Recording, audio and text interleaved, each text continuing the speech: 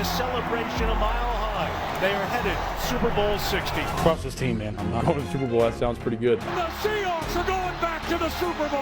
What our team's been able to do up to this point and how they've done it, we're just blessed. Boys ready? Hell yeah! Throwing made. Touchdown! Seahawks! No way! Absolutely drilled. Red one. Shot downfield. Caught for the touchdown. I'm ready. Oh, baby. Sam Darnold has recorded back-to-back seasons with 14-plus wins. He's just the fifth quarterback in NFL history to do so. That puts him in rare air. Look at the other names: Tom Brady, Patrick Mahomes, Peyton Manning, and Joe Montana. We bring it back to the table here. And then we also go back to the bus.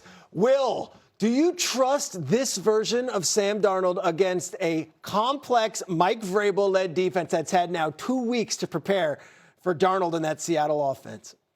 When it comes from the perspective of the critics and haters of Sam Darnold, I wholeheartedly trust Sam Darnold in this situation.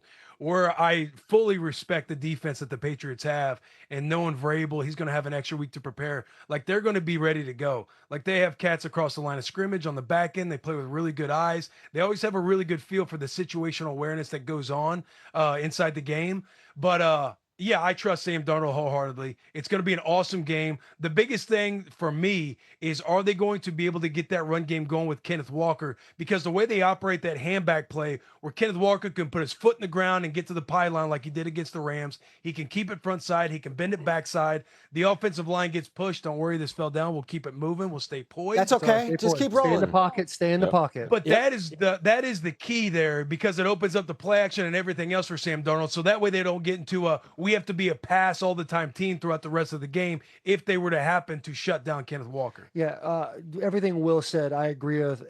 The sexy conversation revolves around Sam Darnold, the ghost. Is he going to continue what he's done in the playoffs so far? But for them to win this game, it's for the Patriots to not be able to stop them and make them one-dimensional.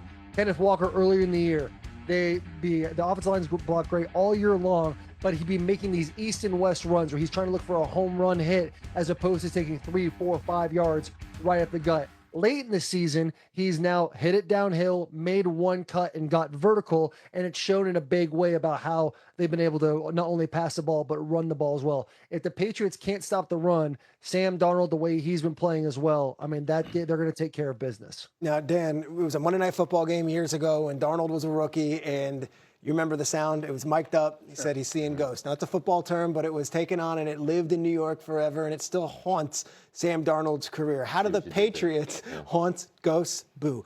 How do the Patriots make Darnold see ghosts again? Yeah, I think it haunts his career. I don't think it haunts him, though. You know, I think Sam is correct. I think he's equipped to handle that.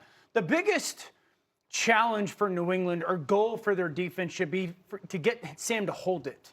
Sam, when he gets a little bit froggy, is when he starts to try to figure out what the defense is doing. There's not a lot of clarity. There's a little bit of doubt with what he's playing. When he's hot, it's like, I know exactly what I'm looking at. The ball's coming out on time. Half of his turnovers this year are in that sweet spot of holding it between 2.5 to 3 seconds. So there's just that hesitation. And the Rams, they weren't really able to get him to do that. The Rams, it was, I know exactly where I'm going. You're not getting close to me enough. I know what the coverage is and whatnot. So that's going to be, now here's the thing. That's the superpower of New England's defense.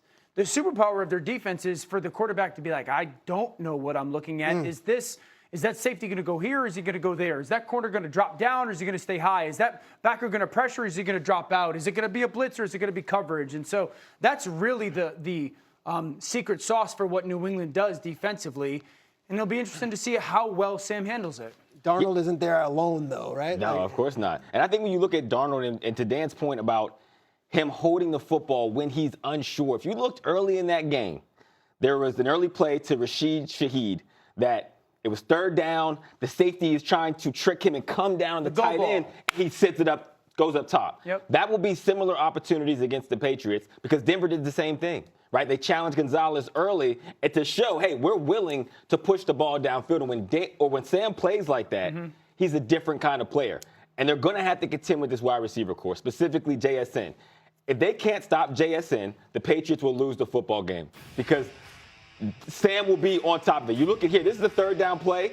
JSN's ability just to make plays because he's that kind of player down the middle of the field where he goes corner post and he opens up a hole for Sam, and Sam is just trusting the ball downfield. And, of course, this play where he lines up in the backfield, and I was kicking myself because I had a tape last week showing him lined up in the backfield and his versatility, and we cut it. But I would have looked like a genius. But it's okay because I'm going to do it this week. His versatility in the pass game is what's going to make him special. Cooper Kupp, moving the ball on third downs. Right? Like, this is a guy who has a next-level feel for space. And if you're curious about what does Cooper Kupp still bring to the table, that's exactly it. I can push the ball with JSN, and then when it's third down or there's critical downs, I know Cooper Kupp is seeing the defense the way that I do. And the plays that he made, although they were in big yardage, they were critical in this football game at every single moment. So I think they have enough of a core here that if Sam is playing the way that he's played against the Rams, he's exercised those ghosts, so to speak, this is going to be a tough game for the Patriots. Who cut that tape? That's the most egregious decision since not making Belichick a first-ballot Hall of Famer. I'm not into throwing anybody under the bus. It questions the ethics of the show. Just me. You know, I'm only into throwing Dan under the bus, and I'm sure the reason why I was cut is because Dan had something else he wanted to talk about. No. The same producer. The same producer that Guys on air. The same producer that cut that tape is the one that made sure we got Dan running out of the back of the end zone into the show. That's always time for that. You guys don't show up. This is what I'm dealing with. And full disclosure, accountability, I couldn't take myself. So I'm going to go back to the bus. Hey, Will, if this game is won in the margins and is decided by pure coaching, who's going to have the advantage here, the Seahawks side or the Patriots side? Oh, what a question. That's a crazy question. Go ahead, we'll answer it. Look, I'm backing up. I got love on both sides of Seattle. Vrabel, friend of the show. Linebacker coach over on Seattle Seahawks, Kirk Olivadotti, the coach that gave me the shot in the league. Jake Peets, the passing coordinator for the Seattle Seahawks. I got skin in the game with both these guys. I'm not going to say who has an edge. I'm excited to see a great Super Bowl between the New England Patriots and the Seattle Seahawks. Mike McDonald would coach circles around Mike Vrabel, man. That's all. Drake May has made Mike Vrabel what he is today. I think we can all see it. That's it. That is perfect. Guys, awesome as always. We're going to give you now 3 things that you should know. Quarterback that Bill Belichick beat 3 times in the playoffs. Gentlemen? This is one where we've narrowed it down. Hembo knows Peyton Manning's a friend of the show, so it can't be Peyton Manning. Right. Peyton Manning. We dabbled with Ben Roethlisberger. I want to say Orlovsky was telling us Andrew Luck, but we're going to go with Phillip Rivers. The correct answer is Phillip Rivers! Let's go! They got him in the divisional round in the Marlon McCree game. They got him in the 2007 AFC title game. And then again in the 2018 divisional round. Gentlemen, well done. Danny O, wrong again. Yeah, Hey, classic you guys- Dan. worst phone a friend. Did you guys cheat? Absolutely. A lot of There was L's, somebody lot on of that- L's for Dan Orlovsky today. Somebody on Get at Up. this